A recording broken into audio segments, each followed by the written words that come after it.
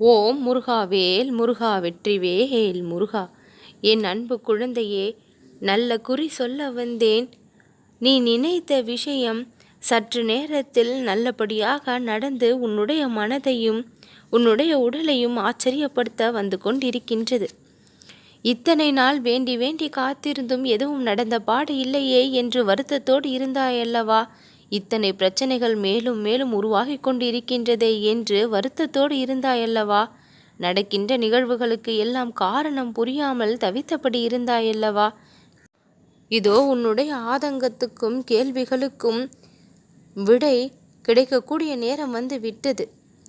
அத்தனை பிரச்சனைகளும் ஓயக்கூடிய நேரம் வந்து விட்டது. புயலென வீசி சென்ற அத்தனை பிரச்சனைகளும் இப்பொழுது அடங்கி ஒரு அமைதியை உன் வாழ்வில் கொடுக்க போகின்றது. உன்னுடைய மனக்குரல் என் நேரமும் என்னுடைய மனதிற்குள் கேட்டுக்கொண்டிருக்கின்றது.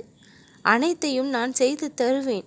அதுவரை உனக்கு பொறுமை இருக்க வேண்டும். சட்டென சோர்ந்து விடுகின்றாய். எல்லாம் நல்லபடியாக நடக்கும், நமக்கு வேண்டியது கிடைக்கும் என்று உன்னுடைய மனமானது முதலில் இந்த முருகனை நம்ப வேண்டும். என்னை முழுமையாக நம்பியவன் என்னுடைய கட்டுப்பாட்டுக்குள் வந்து விடுவான். உன்னுடைய உண்மையான அன்பையும் பக்தியையும் நான் முழுமனதாக ஏற்றுக்கொண்டிருக்கின்றேன். உன்னுடைய வழிபாடுகளை நான் முழுவதுமாக ஏற்றுக்கொண்டிருக்கின்றேன். நீ எனக்கு சாத்திய அத்தனை மாலைகளையும் பூமாலைகளையும் ஏற்றிய விளக்கின் தீப ஒளியையும் படைத்த உணவுகளையும் மனமாற ஏற்றுக்கொண்டிருக்கின்றேன். அத்தனைக்கும் கைமாறாக உன் வாழ்விற்கு நான் மிகப்பெரிய பரிசையும் அற்புதத்தையும் கொடுத்தே தீருவேன். உன் வாழ்வில் நீ உண்மையான மகிழ்ச்சியை அனுபவிக்கும்படி நான் உன்னை வாழ்த்தி அருளுவேன்.